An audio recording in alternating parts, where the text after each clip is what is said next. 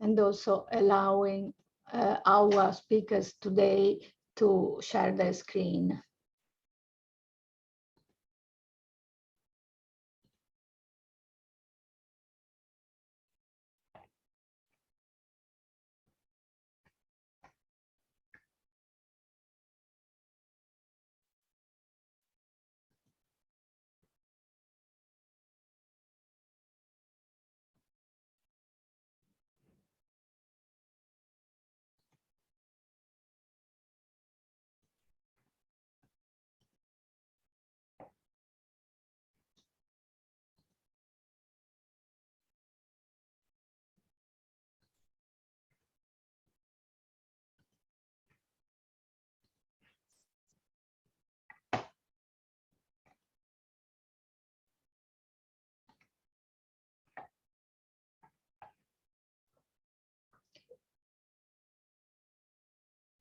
Okay, now our speakers are also co-hosts.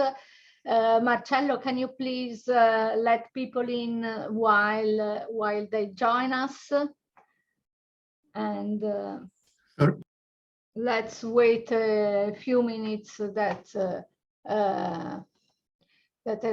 everyone or almost everyone is in.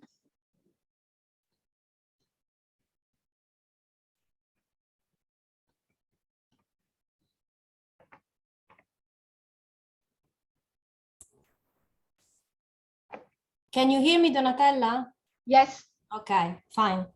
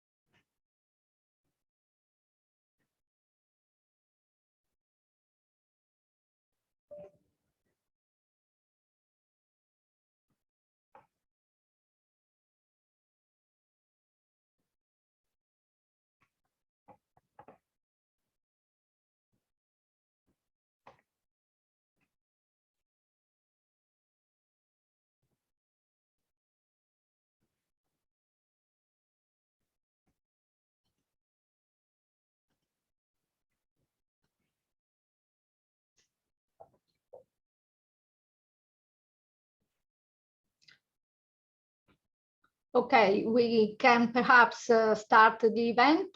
Welcome everyone to this satellite event. This is the one before the last satellite event organized by the Pleiade project, and it will be recorded as the other satellite events so that people who want to listen to it can do it from the Pleiade platform or from the Pleiade YouTube channel. I am Donatella Persico, the coordinator of the Pleiade project, and I'm very pleased to welcome all of you, and in particular the two speakers of today, to this event. What are the satellite events of the Pleiade project? These are a series of events organized by the Pleiade project that I will briefly describe later on.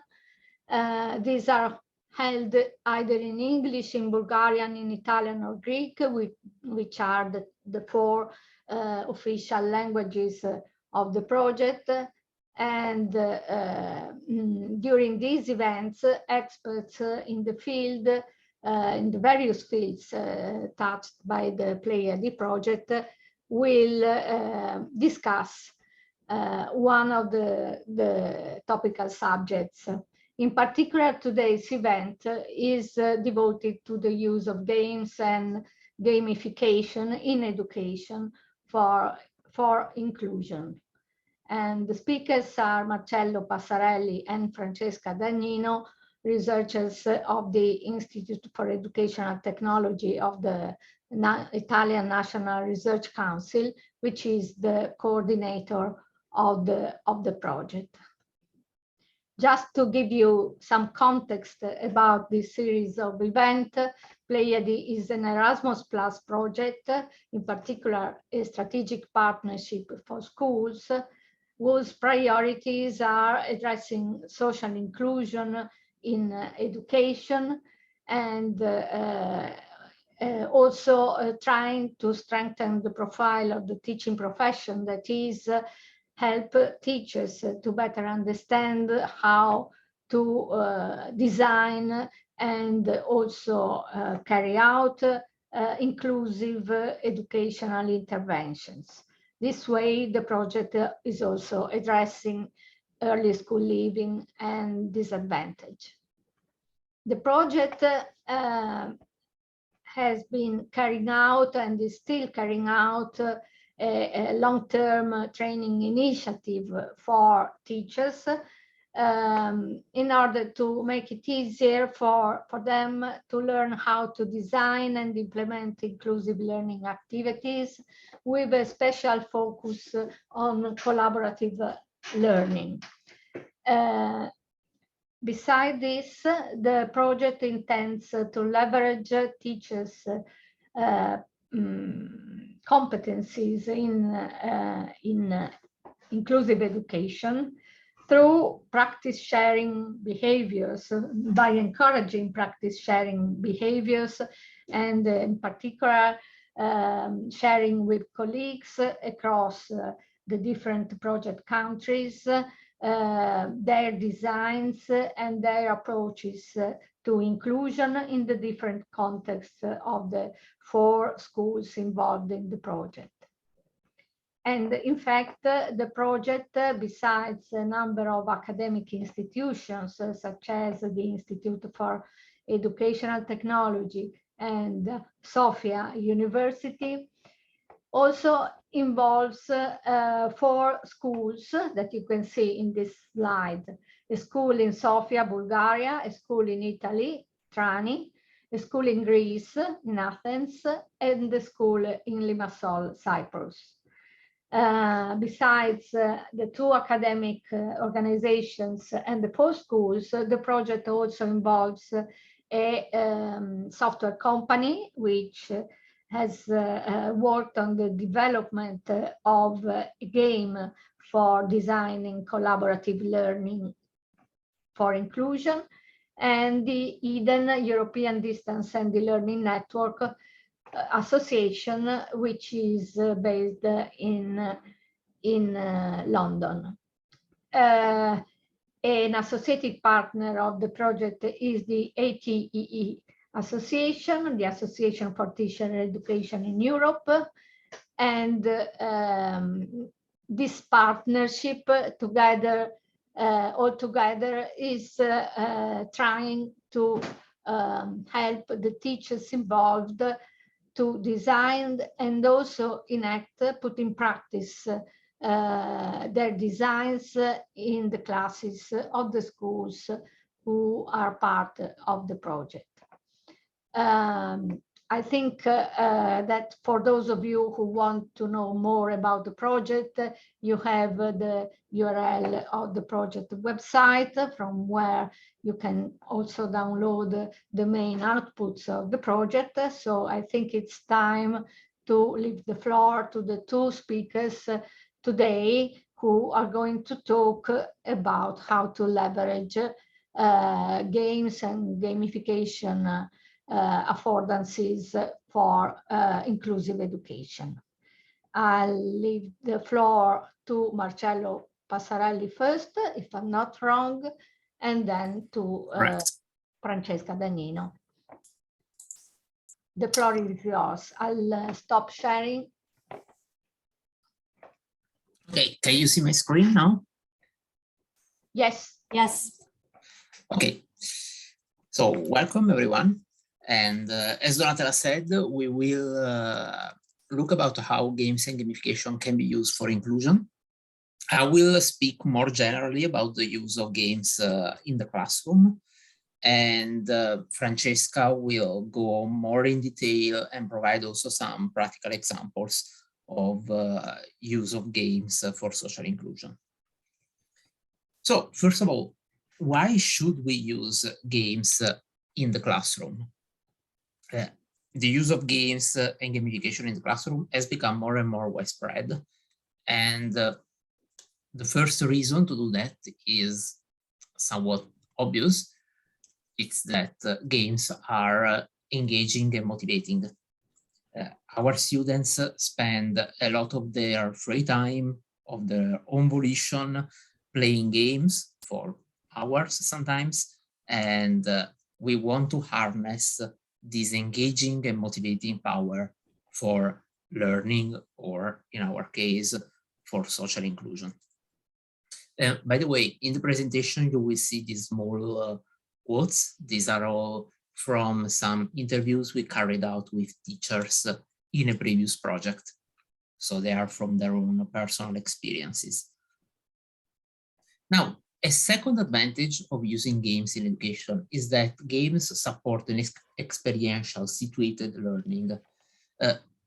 In a way, games are not a fast way to learn. I mean, a transmissive lecture can provide a lot more information in a relatively short time, while when playing, we are rather slow in learning, but this learning tends to be long-lasting because we are learning by doing, we are active in what we are experiencing, and we are immersed in this experience. So it tends to become a type of learning that is more meaningful and more rememberable. Lastly, and this is the most important part when it comes to social inclusion, games can support collaboration between players or team of players. And collaboration is a great way to have students experience positive interpersonal relationships. So using games as a way to make students work together is an effective way to foster social inclusion and in general to better the climate of the classes. Now, when it comes to which games we can use to this purpose, we have several choices. There was a moment in which serious games were really popular as an educational tool. Now this is waning, this interest, but there still exist serious games. By serious games, I mean games that have been developed expressly with the intent of being educational. There is less interest towards them right now and more interest in applied games, where by applied games we mean using commercial games, games that were developed for commercial reasons and with the express intent of being fun for the player, fun and engaging. But some of them do have some educational values, and they can be repurposed and used as an educational tool. These games are less suited maybe sometimes for being adapted in the classroom setting. But on the other hand, they tend to be engaging because they were created with that intent, and they tend to have high production value. They tend to be interesting and fun. So they are strong on the motivating side, but it's more work to implement them on the learning side. We can have gamification. I will talk a little bit more about what gamification is later, but gamification, to say it in short, is the use of specific game mechanics for learning, in our case, or for social inclusion, without using a full-fledged game or video game.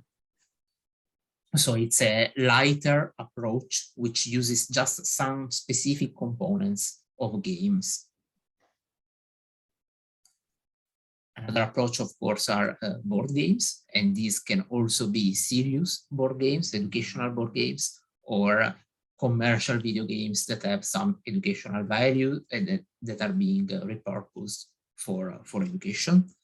And sometimes this element of tangibility in board games and the fact that students interact face-to-face with each other without the mediation of a screen can make them more suited for fostering positive social interactions. And especially escape rooms, which are not strictly a board game, but they are still a tangible way of playing. Escape rooms are very, very suited for social inclusion.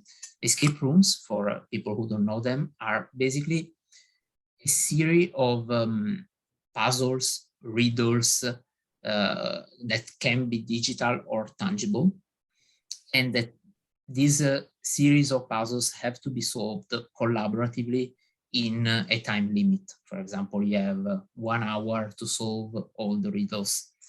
And what makes them a great tool for social inclusion is, one, the fact that they are collaborative.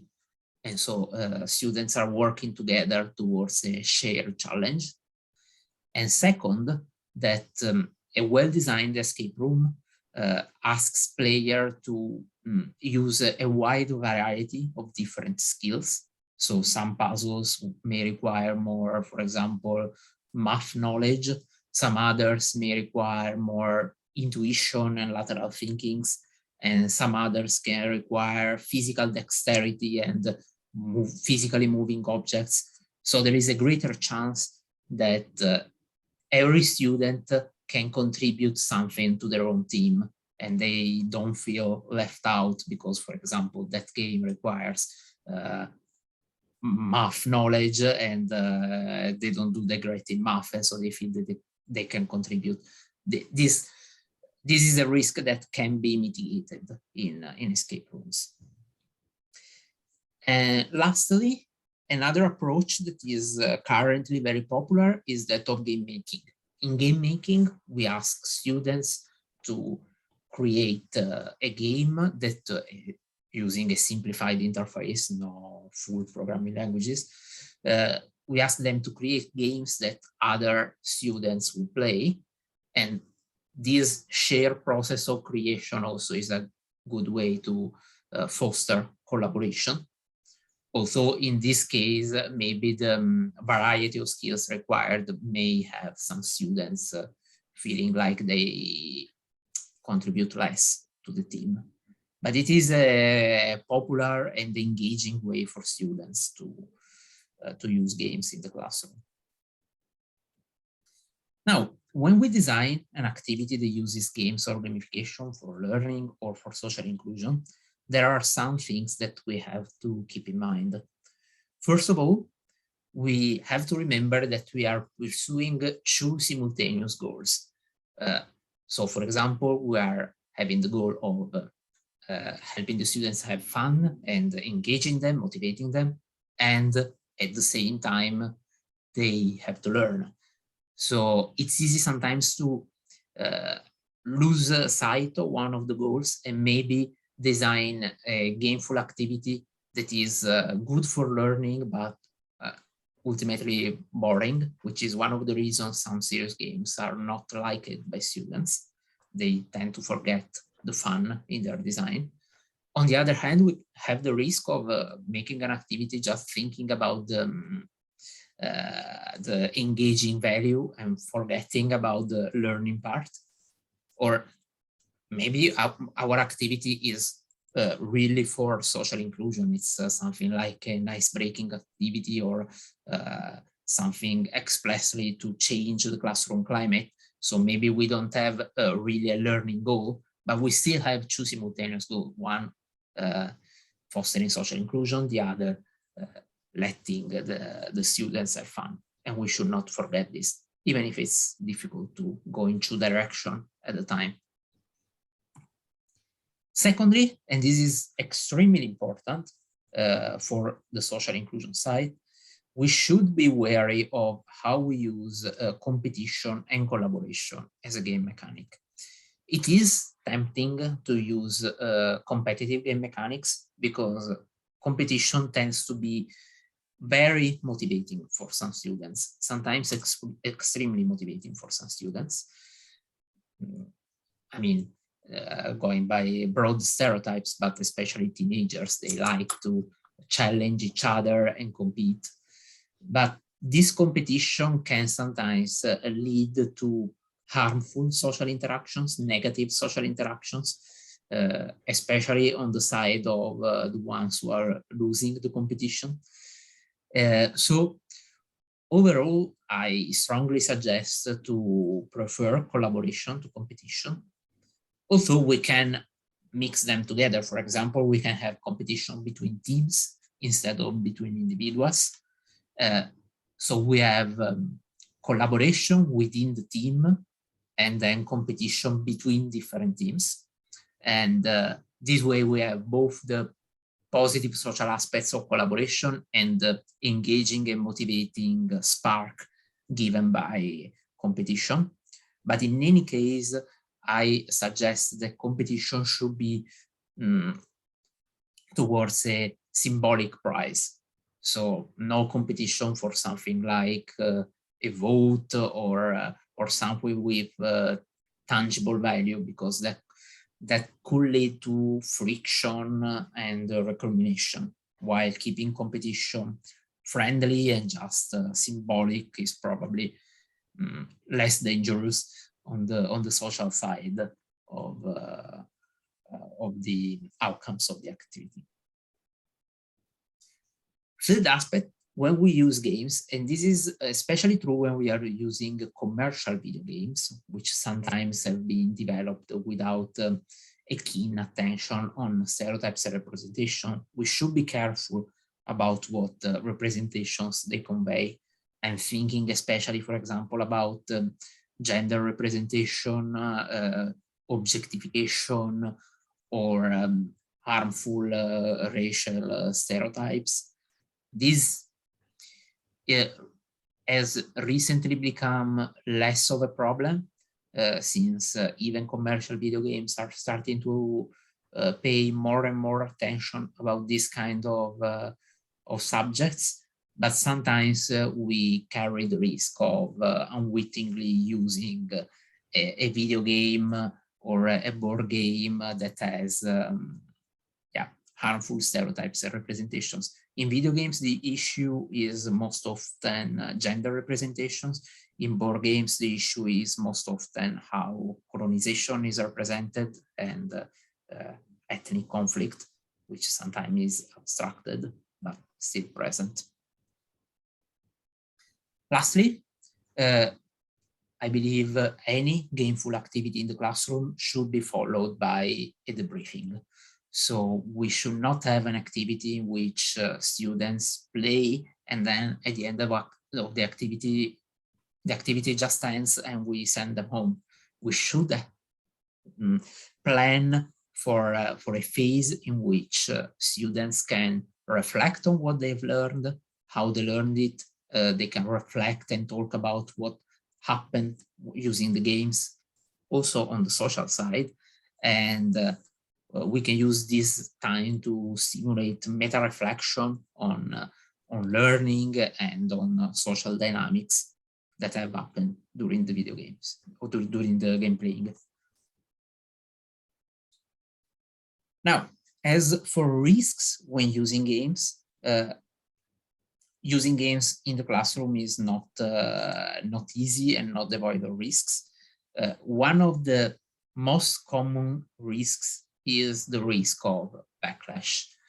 By this I mean that students, you say to students, we are going to play a game, we are going to learn by playing, and this creates certain expectations.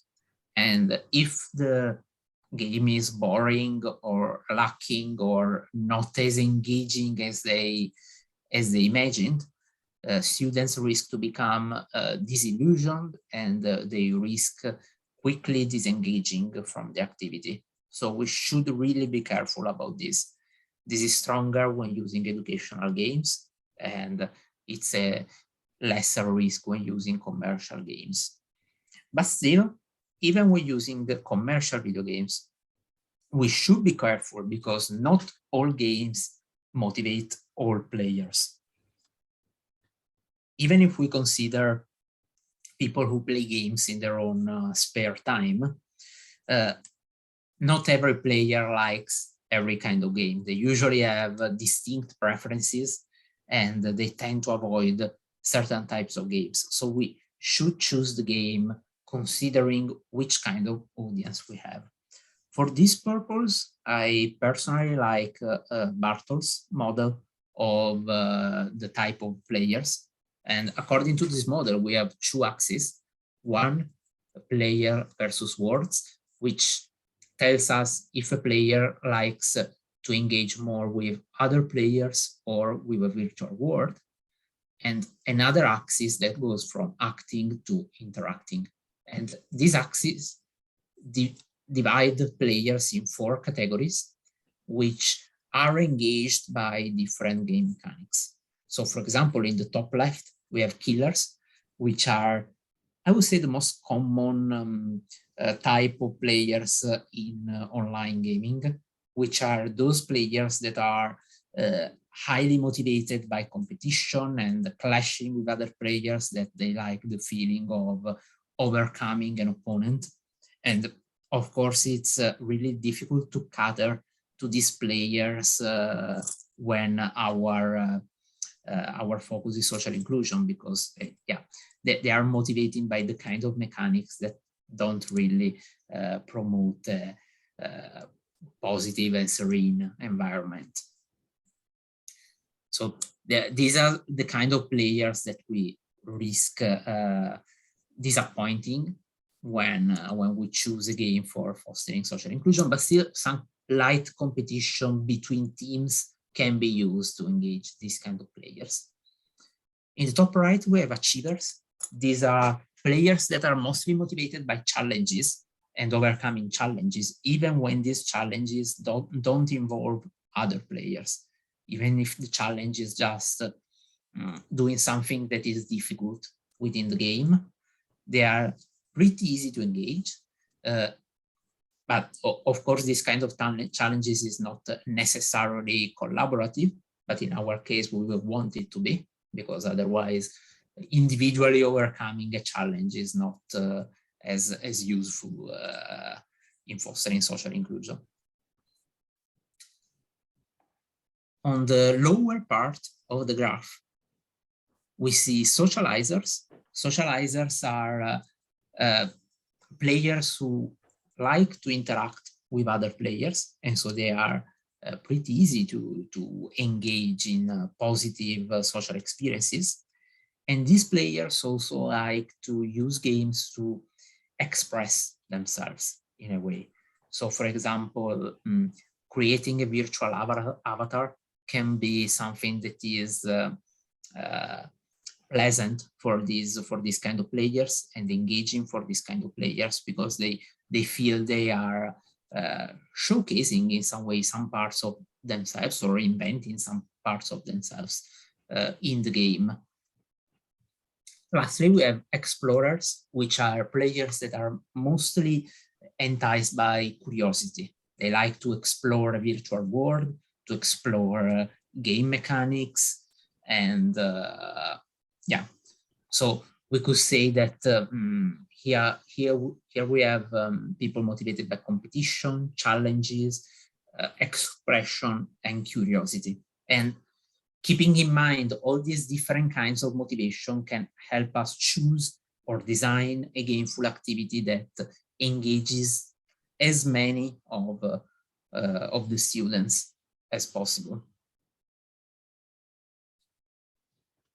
Other risks we can have when using games are, well, before I said that there are some expectations on the side of students of games being fun, but there are also some expectations on the side of teachers for how efficient game-based learning can be. And I would say teachers should temper their expectations. I mean, it's a good way to learn, but it's relatively slow. We cannot expect an activity that uses a game to be as efficient in covering part of the school program as a frontal lesson.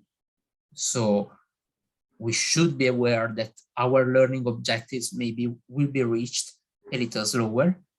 But as I said, this kind of learning tends to be a bit more long-lasting. So I think it's still worth it.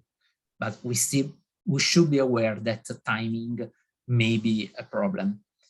Timing may also be a problem in another way, which is time scheduling. Games, by their nature, often don't have a fixed time, a fixed duration, and especially entertaining games tend to have no fixed time at all. But this can be really frustrating for students if they get interrupted before the game ends. So for example, imagine you are playing a game of Risk and nobody has won, but the game gets stopped because the lesson has ended and it's left in a state of suspension. It's frustrating for all players, even if they were winning or even if they were losing. Yeah, so sometimes using games is difficult in the a rigid time schedule that school lessons require, in which hours are really fixed and immovable. This is one of the reasons I think escape rooms at school are a good idea, because escape rooms, as I said, they are a series of puzzles to be solved in a time limit. And in that case, the time limit is part of the rules. All students know that this is the challenge they have. They have just this allotted set of time. And of course, if they don't solve all the puzzles in time, it's frustrating, but it's a different kind of frustration. It's part of the game rules and they just lost. But it is a way to contain a game activity within the fixed times school often has. Lastly, another risk is having non-inclusive teams.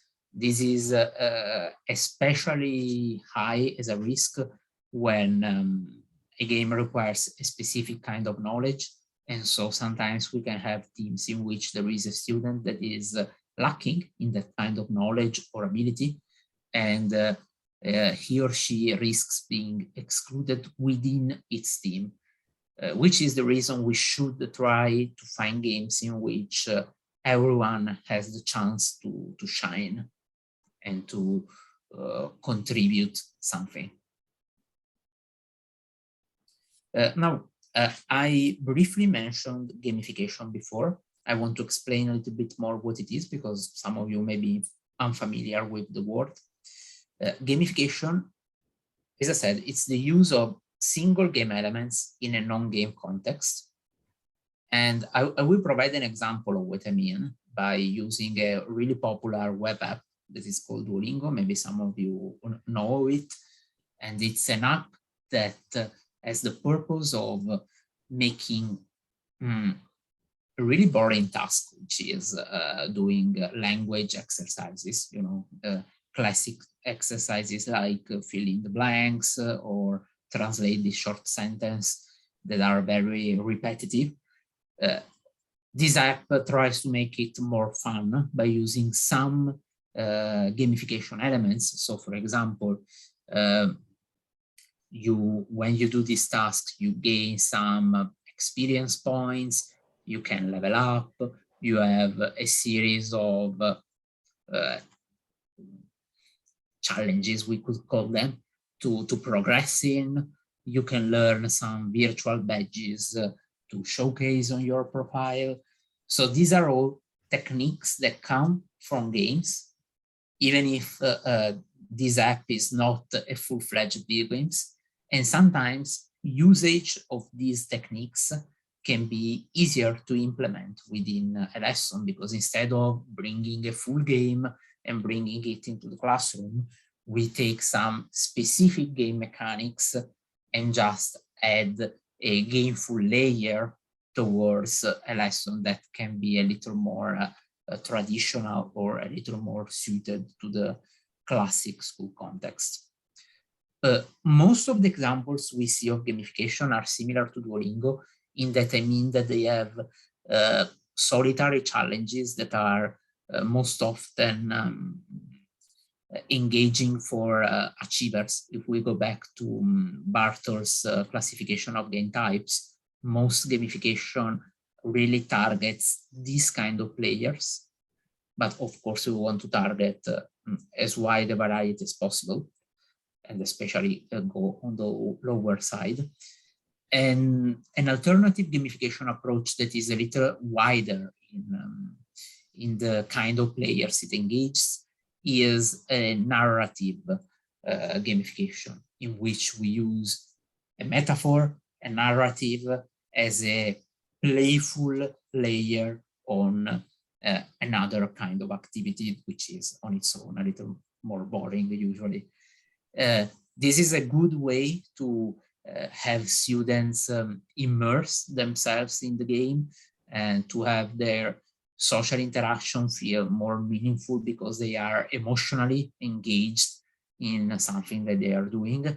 And it's a very effective approach I recommend. Now, before leaving the floor to Francesca, we'll briefly recap to what we said. So first of all, blending games in teaching is not at all an easy task. Sometimes there are some risks that have to be considered, and we should really try to carefully design our activity. And especially when it comes to inclusion, we should, we should first of all be aware of how collaboration and competition interplay, and we should strive towards collaboration usually, and use competition cautiously and sparingly. We should remember that different players respond differently to game mechanics. We should use games that can engage not just one specific type of players, but as many players, students as possible. And this also means choosing the appropriate game type for them, digital or non-digital, educational or built for entertainment. And also for social inclusion, we should try to have games that require a wide variety of skills, so that we don't have the unpleasant effect of having some students that feel useless within their teams or completely out of a competition. We should also remember that gamification is a simpler way to motivate some players, especially achievers, but if we use a narrative approach, it can be broadened to engage a wider variety of players. And gamification, sometimes it's easier to bring in the classroom than a full-fledged game. So that's all on my side, and we will leave the questions after Francesca does her part of the presentation. So I will leave the floor to her directly.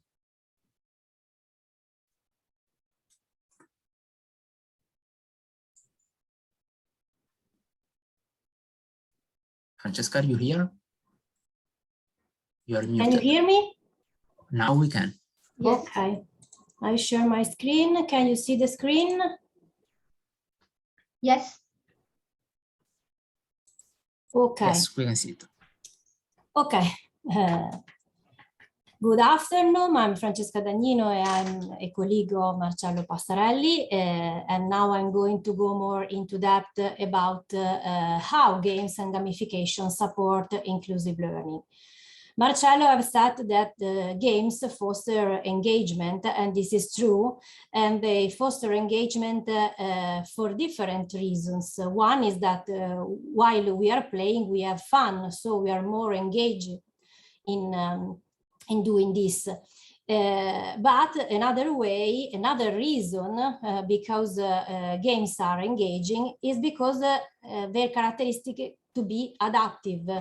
Let's say some of well-developed games are adaptive in the sense that people are posed in front of challenges that are tailored for their capacities, for their knowledge.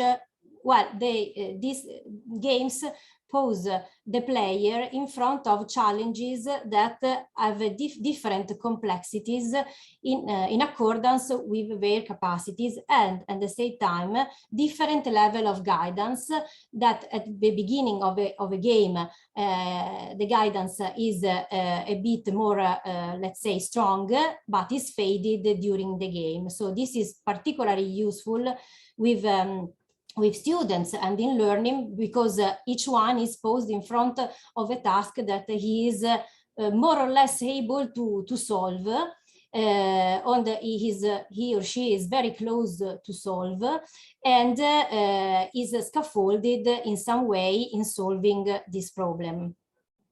Another aspect that make games and gamification support inclusion is to the fact that they provide an instant feedback, and usually feedback in games is useful and friendly, is oriented to motivate the player or the learner. If we are thinking about playing for learning something, motivate the learner to keep playing and to keep learning, and not and is not oriented to discourage the player. Another aspect is the fact that games use a multisensory approach, because in games information is delivered in different modalities: visual, auditory, and also kinesthetic. And this is really important because, as we know, learners have different learning preferences, let's say, learning styles. So someone can prefer visual information delivered through a visual modality, others an auditory modality. So the fact that games represent information using a multisensory approach is really useful, and this is also in line with what is suggested by the Universal Design for Learning framework, in which this kind of approach is highly recommended to put all the learners in the same condition.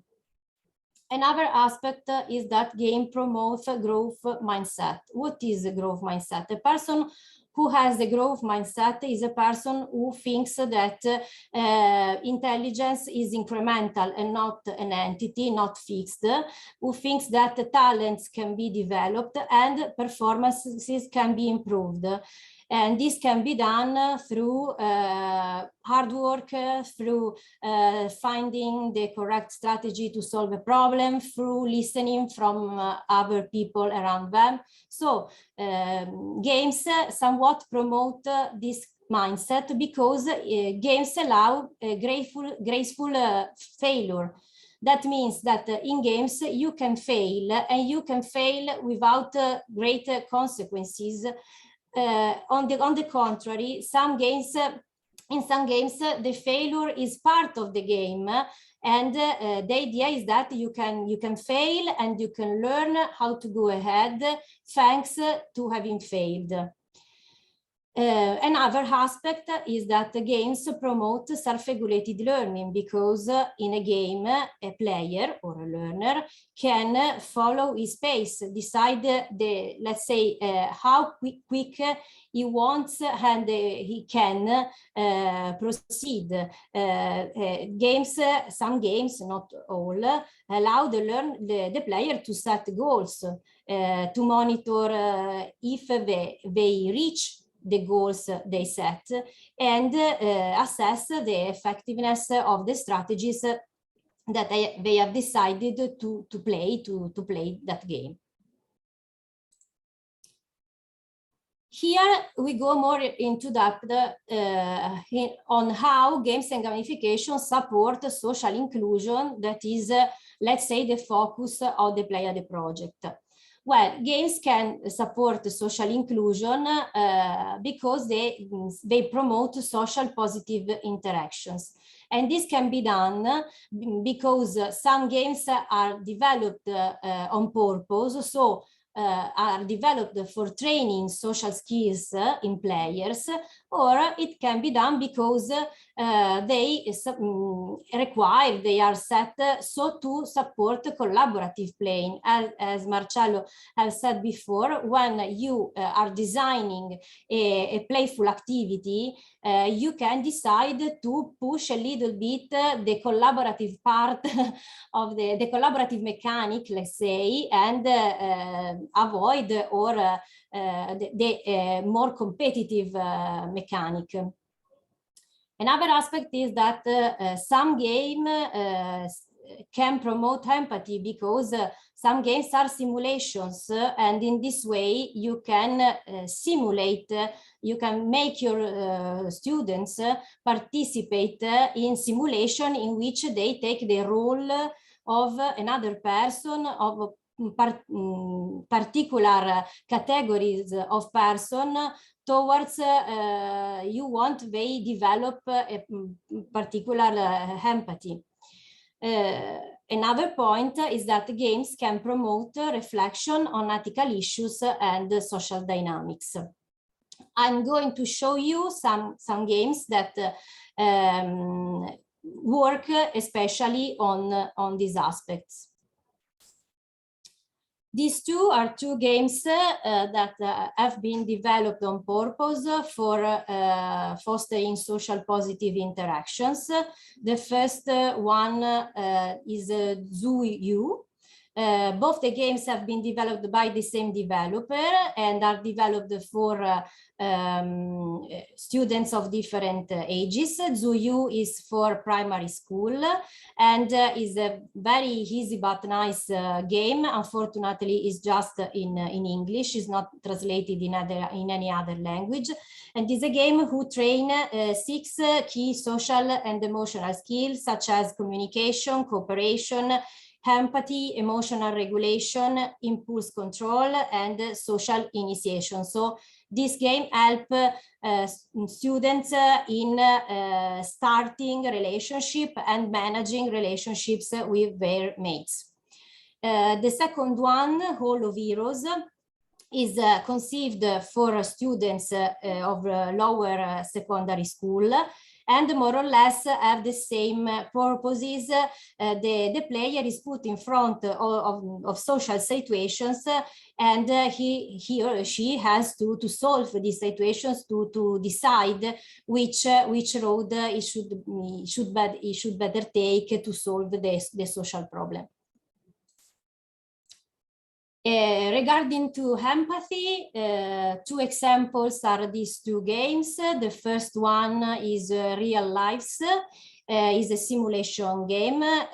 For this reason, the player is put in the condition of living the life of a person born in another country, and the player lives this life starting from 15 years old of the character to becoming an adult. So almost the whole life of the character. And this is a way to make students understand how can be living in another country. This game is conceived for upper secondary school or for adults. Another example is the Minosia Labyrinth, that is a live action role-playing game. So it's played in person, and it has been developed by in the context of a European project. Is played in person, so you can download from the website let's say the playbook, and you can represent the situation with your students, and is oriented to make people understand how can be the life of a refugee who entered in another countries. And the name labyrinth means only the difficulties that a person who is a refugee have to deal with when he enter in a foreign country. Another way another aspect is the reflection on ethical issues, and we have on the left a game that is a commercial game, quite well known. Life is Strange. And this is in this game that is for upper secondary school students. The player take decisions, and then the player can come back and rethink the decision and see what happens if he or she changes the decision. And this is a way to see how our decision can have an impact on other people's lives. Quandary is again an educational game that is oriented to pose ethical issues to students, to stimulate critical thinking, empathy, and it is educational, so it is developed on purpose and is for students from primary school. Yes, can be adopted also in primary school. This last game I'll show you is a game about social dynamics, and is very simple, but is also funny, and is structured not exactly as a game, but is let's say a mix between a game and a post, because every part of the game is followed by a written part. And the idea here is to discuss about segregation using these squares and the triangles.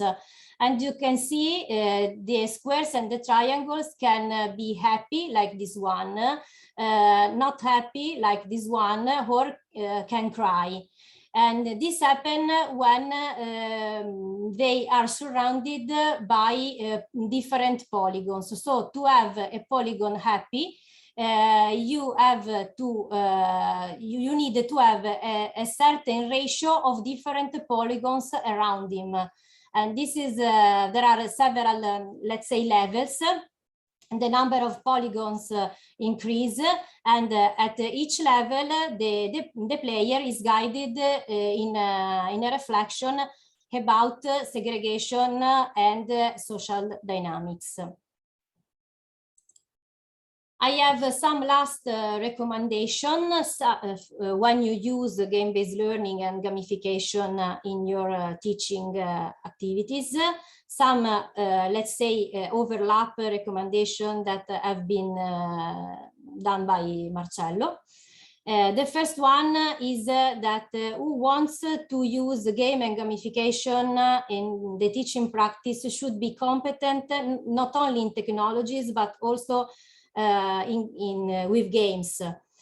Because sometimes teachers tell us, I don't like games, for me games are a waste of time, but I wanted to use games in my classroom. And it is a bit, let's say, strange, because if you don't believe in games, why would you like to use games in your teaching practice? So if you want to use game, it's better that if you know games, if you play games, and before proposing a game in your class, it's better than you have playing that game. Another point that Marcello has already underlined is that integrating games and gamification in the teaching practice requires a design activity. And this design activity can be oriented to inclusion. So, as have been said before, if you want to include all the participants, all the students in your classroom, your design need to take into account the characteristics of all the students in your classroom. And the last recommendation is to be aware of individual differences of students, because not everyone is happy to play. We cannot give for granted that everyone likes playing. And there are, according to some researchers, but there is not a full agreement on this, there are differences between males and females preferences about games, and there are cultural differences about games. So you have to take in due account these aspects before integrating games and gamification in your teaching practice. That's all for me, so I can close.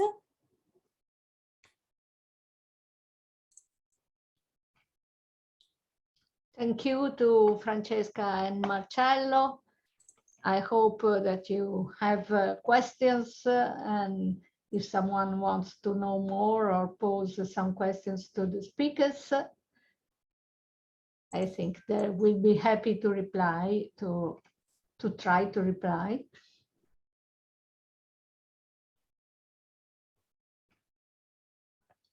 You can also write it in the chat if you prefer.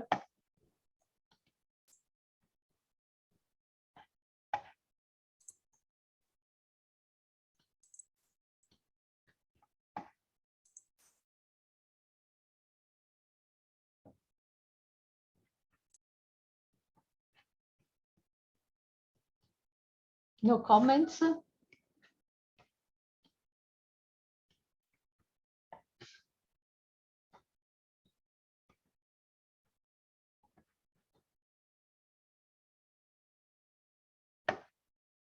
No one has to make any additional addition to the recommendations that our speakers proposed, or also do not agree with some of the recommendations.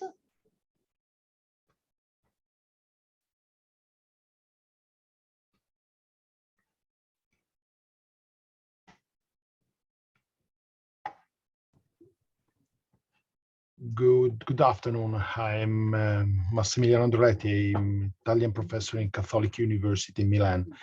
And thank you for your research. Very interesting. And taking an idea from the last slide, I noticed there is a great barrier to introduce video game in school or educational agency as an instrument and resource for teaching and learning. The first elements, the first dot point is competence in technologies and games. I reflect on Italian situation and then start crying when I think how the diffusion of the idea, the game culture in our reality. I taught for 10 years game in university, and I've got several demonstration in school. And normal teachers or educators in general know at least 10 games like Monopoly, Risico, and no other one. Also, there is a difficulty to integrate game in teaching practice, because I think the teachers have difficult to teach normal with a differentiation of didactics, didactic strategies, or instructional architecture. So I read this. What is the solution to create a real change, opportunities to take the advantages of the games, or with games in general, video games in particular? I study your games, Francesca, just your present the game during your presentations, like Servention, Minosia, Real Lives, and so on, because I usually be a thief, like take everything I have in my hands. But the horizon, which is for to introduce game really in school, create a different approach for inclusion. I read 2 research in the last 3 years and noticed that person with disability is the people who play major quantity of time than other people, because video games is a gate to reach the game or the logic activities for them. With the first action we can do in our realities, our country, which is this for you? My personal opinion is that I have the impression there is a generational effect at play, by which I mean that I think it's mostly younger teachers that have more capacity, more competence in games, and more interest in embedding them in their lesson, but not necessarily, but I think there is this tendency. I think the main barrier is mostly in the rigidity of what is requested of teachers. I am thinking mostly about teachers in secondary education, not so much at university, which they have this program to cover, this strict time schedule, and it's a little bit difficult to marry the world of playing, which is mostly unconstrained in this regard, with a really tight set of constraints that is the main characteristic of the school system. That's the impression I have. I agree with you. Well, this time I will be optimistic. That is quite strange for me. I have to say that we carried out a course with Marcello last autumn, and I have to see that there were a number of teachers really interested in using games and motivated, and they designed also their activities, and they prepared very good designs. We don't know, of course, we don't know how went the implementation.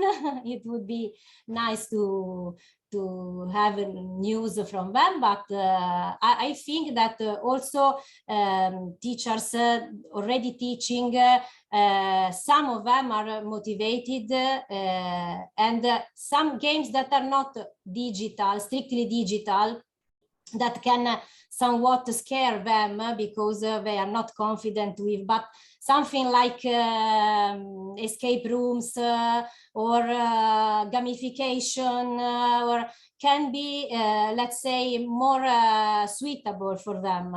And yeah, it's easier.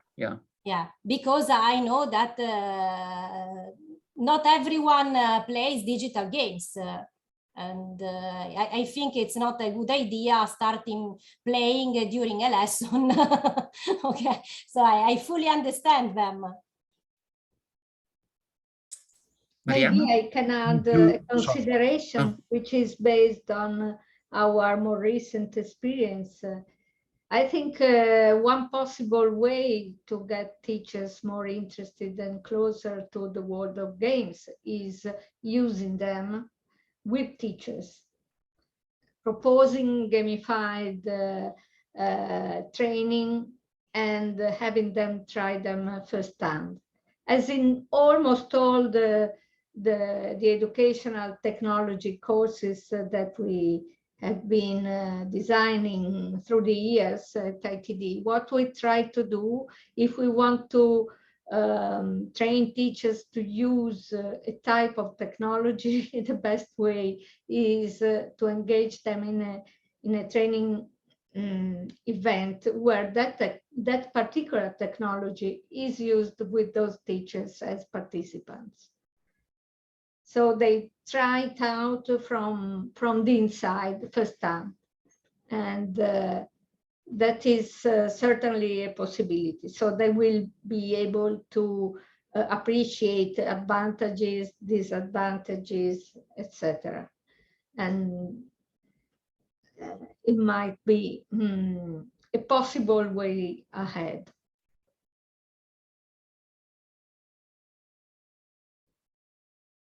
I agree with Francesca. In the last 5 years, I noticed there is my best interest in the use of video games, and the number of teachers from primary to high school, it's no particular difference, to how to introduce video games. And I noticed very low experience on culture of video games. I noticed the young teachers have best interest in video game, major experience in using video game in their private day lives. They play. Sorry, I'm not very well this afternoon for me. And giocano molto di più in questo periodo, cioè abbiamo insegnanti giovani che giocano anche giochi non consueti. Se chiedo quali sono i 10 giochi da tavola che giocano di più, non vado sui videogame, vado ai giochi da tavola, perché sono si è andati oltre al Monopoli, al Risico, all'Indovina chi e al Sudoku. Inizia a trovarti quelli che ti giocano a Terre di Catane e anche altre. Allora inizia a dire, ok, inizia a avere delle esperienze ludiche che ti permettono poi di comprendere quali sono le esperienze.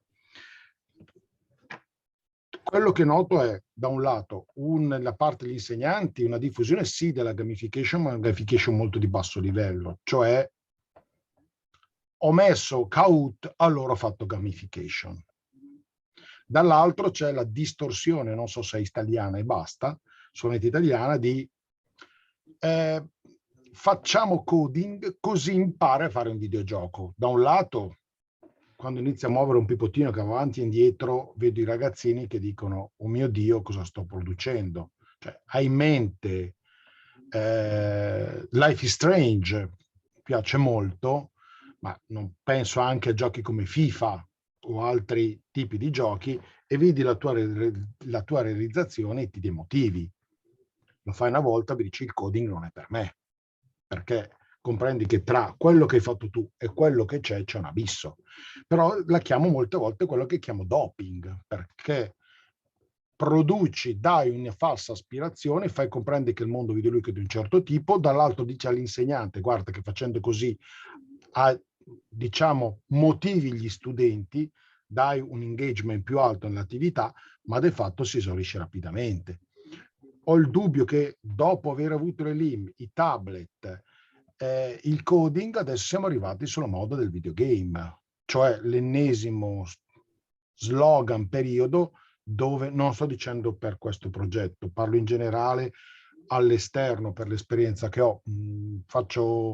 L'anno scorso ho fatto 2 progetti sulla gamification, io con un mio collega lavoriamo in Cattolica in psicologia, alla facoltà di psicologia magistrale, dove abbiamo progettazione ambienti di apprendimento e tecniche di game design, teorie psicologiche e tecniche di game design, cioè mettere insieme gli ambienti di apprendimento, anche digitali e non solo, con gli aspetti ludici per l'apprendimento. Grazie a una facoltà che ha capito quali sono le realtà, e abbiamo un buon numero di studenti, anche una ventina, se non magistrale una trentina, perché è un laboratorio. Vediamo anche con loro però la fatica di far comprendere un gioco, perché benché abbiano 22, 23 anni, 24 anni, per loro un gioco è il gioco dell'oca. Sorry, Massimiliano, but we have an audience, a mixed audience. Sorry for my English, but I've got received not good news, not only for war, but for a friend of mine. So my mind is in another place at this moment, and I try to speak in English, and I notice we need to make another step. I agree with you to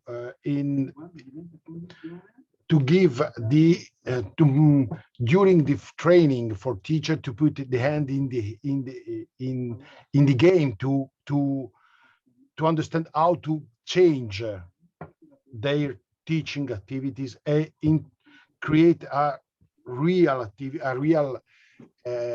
activities for include everybody. I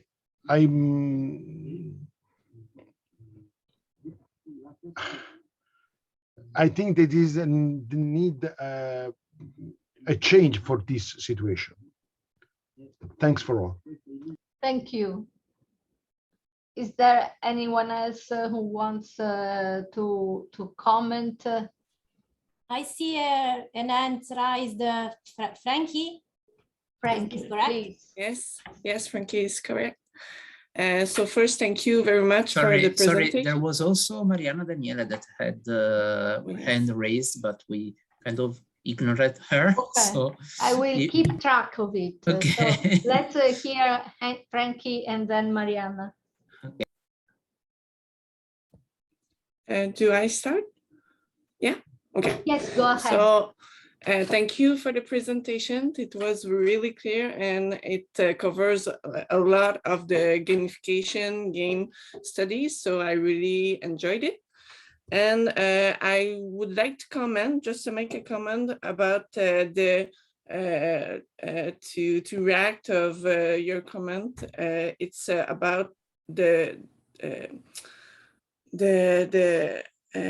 necessity for the teacher to assist the game and to be there to see the students play. One of the good thing about this is that the teacher can also, what I know about it, it's they also know better their students in another way. So they see them play, they know them better, then they can adjust more also and be more inclusive after the game play. So it's just a comment like this. So thank you very much.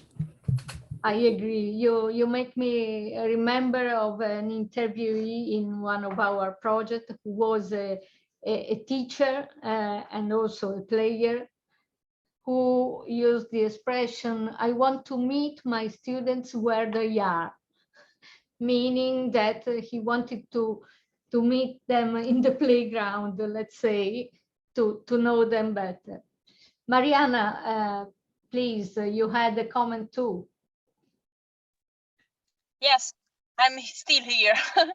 Hi, and I want to say that the presentation was very clear, and I completely agree with Marcello in finding in limits what it limits the teacher applying game-based learning and gamification in their teaching is the teaching environment in which we live. I can rely on my professional experience. I'm a teacher in secondary school, and the bureaucracy and all the issues related with privacy limit us in applying and trying new tools, and that can be one of the reasons.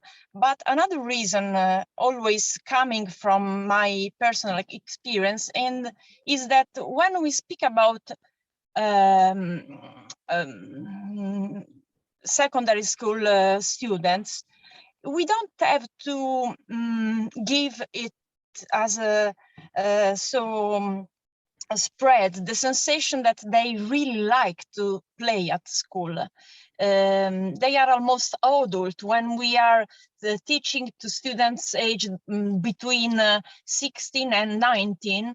If we provide them an education too playful, we don't have to think that they will like it always. What I mean that probably with so old teacher, so old student, we can apply some gamification on our teaching, but it's not. It's better not to give them serious game or real games, educational games, because they will compare with the game that they play for entertainment that are much better. And this comparison will obviously lead to consider very meaningless the activity that we provide at school. And that's my opinion. So with older students, it's better to apply some rules, some tools of gamification, but not provide real games because they get annoyed. That's my personal yeah, I agree. This thing you say that they are used to a different kind of game is one of the reason serious games are losing ground, yes, because yes. yeah, they are used to the last generation of video games at home, and then whatever they play at school is just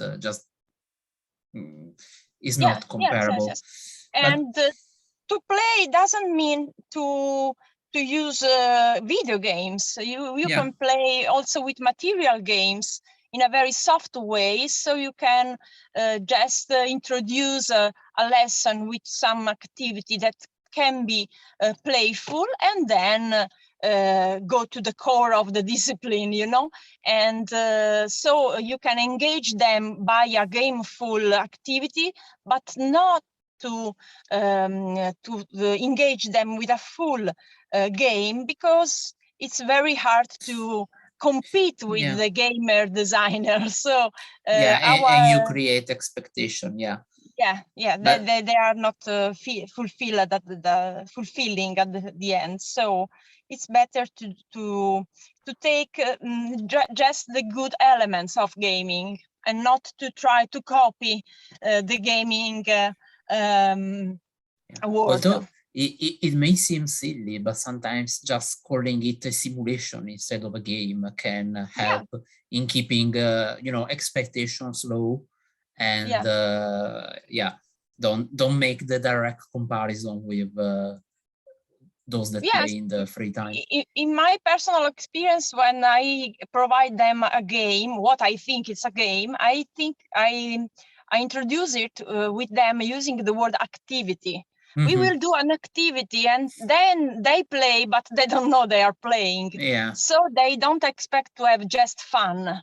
They know that they are doing something different. It's not what we call a lesson, but so they are engaged because they don't know really where it's going to lead the activity, but they have the right expectation, because it's strange to say, but our students go to school to learn, not to have fun. But if you can learn having fun, it's the perfect way. And so I say this because sometimes when we are provided as a teacher with a training about gamification, there is a very little space for the discipline. And so maybe you can lose your mind and design activity that is just going to provide your students with a game, and the discipline or the educational purpose is put in a side, and it's not really good. And okay, but I must stop.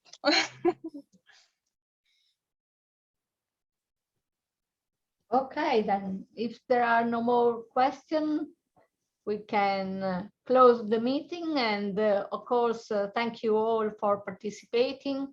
And please follow the Pleiade project, going to the project website and subscribing to the newsletter in case you want to be kept informed about further initiatives of Pleiade. Bye-bye. Thank you. Goodbye. Bye. Thank you. Bye again. Thank you. Thank you.